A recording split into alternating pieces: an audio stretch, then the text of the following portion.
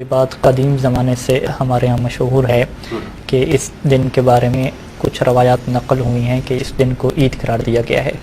اگر آپ مفاتیح الجنان میں جائیں اور محدث قومی شیخ عباس قومی کی جو ہے وہ تحریر کو آپ ملاحظہ فرمائیں تو اس وقت میرے سامنے مفاتیح الجنان ہے کہ جس میں الیوم التاسع جو نامہ دن ہے ربیع الاول کا، اس کے بارے میں وہ لکھتے ہیں کہ عید عظیم، کہ یہ بہت بڑی عید ہے، اور یہ ایسی بڑی عید ہے کہ اس کے بارے میں یہ روایت موجود ہے کہ من انفق شیئا فی ھذا الیوم غفرت ذنوبہ، کہ جو اس دن کچھ خرچ کرے، انفاق کرے، لوگوں کو کھلائے کچھ، تو اللہ تعالیٰ اس کے تمام گناہوں کو معاف کر دیتا ہے۔ اور اسی وجہ سے شیخ عباس قومی لکھتے ہیں کہ مستحب ہے کہ اس دن جو ہے وہ مومنین کی دعوت کی جائے، انہیں کھلایا جائے اور ان کو خوشی دی جائے، والتوسع فی نفقۃ العیال، اور جو اپنے گھر والے ہیں ان کے مال میں اور ان کے نفقہ میں جو ہے وہ مزید وسعت پیدا کی جائے، انہیں آسانی دی جائے، اور اللہ تعالیٰ کا شکر ادا کیا جائے اور اللہ تعالیٰ کی عبادت کی جائے۔ اور پھر لکھتے ہیں کہ وَهُوَ يَوْمُ زَوَالِ الْغُمُومِ وَالْأَحْزَانِ، یہ وہ دن ہے کہ جس دن اہل بیت کے غم، اہل بیت کے حزن زائل ہو گئے۔ یہ دن وہ ہے کہ جب ہم غم سے نکل کے، سوگ سے نکل کے ایک خوشی کے اندر کہیں داخل ہو رہے ہیں۔ لیکن اس کے باوجود ہمیں یہ خیال رکھنا چاہیے کہ ہم غم کی کیفیت سے خوشی کی کیفیت میں آ رہے ہیں، ایسا نہیں ہے کہ ہم دین کی کیفیت سے بے دینی کی کیفیت میں داخل ہو رہے ہیں۔ یعنی کچھ افراد یہ سمجھتے ہیں کیونکہ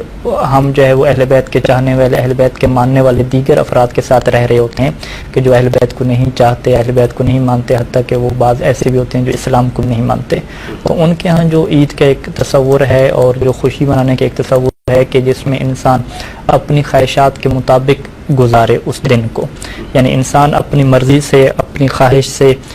سب کچھ کرے جو اس کے دل میں ہے اور خوشی کا اظہار کرے۔ لیکن ہمیں اس بات کا خیال رکھنا ہے کہ ہماری خواہش، ہمارا دل، ہمارا جسم، ہمارا ارادہ، ہمارا فعل تمام کا تمام جو ہے وہ غلام بن چکا ہے اہل بیت علیہ السلام کا، ہم ان کی غلامی میں ہیں، ہم ان کے چاہنے والے ہیں، ہم تو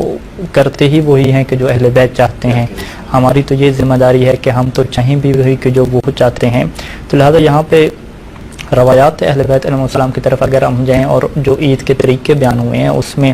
جہاں مومنین کو کھانا کھلانا ہے، ان کو خوشی دینا ہے، اچھا لباس پہننا ہے، وہیں پہ ایک بہت چیز ذکر ہوتی ہے کہ اللہ تعالیٰ کا شکر ادا کرنا اور اپنے دن کو عبادت میں گزارنا، یہ بھی بہت خصوصی طور پہ ذکر کیا جاتا ہے۔ ایک یہ وہ پہلو ہے عید ضحیٰ کا کہ جس کو مستقل طور پہ عید عظیم لکھا ہے قدماء نے، قدیم ہمارے علماء نے۔ ایک اور پہلو ہے کہ جو اس دن مناسبت ہے، وہ مناسبت کیا ہے کہ چونکہ 8 ربیع الاول کو امام حسن عسکری علیہ السلام کی شہادت کا دن ہے، تو 9 ربیع الاول کو جو ہے وہ امام زمانہ کی امامت کا آغاز جو ہے وہ شروع ہو جاتا ہے۔ تو امام کی امامت کا آغاز ہونے کا مطلب یہ ہے کہ اب اس کی امامت کا آغاز ہو گیا ہے کہ جو مظلومین کا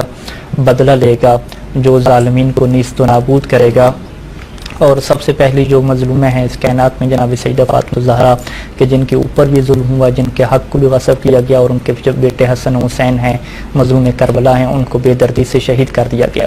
تو یہ وہ دن ہے کہ جس دن امام وقت اگر آ گئے ہیں تو گویا کہ یہ زہرا کی خوشی کا دن ہے کہ اب زہرا کو یہ خوشی مل رہی ہے اور یہ فرحت مل رہی ہے کہ وہ آ گیا ہے کہ جو ان کے خون کا، ان کے بیٹے حسین ابن علی کے خون کا انتقام لے گا۔ تو اسی وجہ سے قدیم کتب میں ہمیں اس عید کا نام عید فرحت الزہرا بھی ملتا ہے کہ اس دن جناب زہرا کی خوشی کا دن ہے۔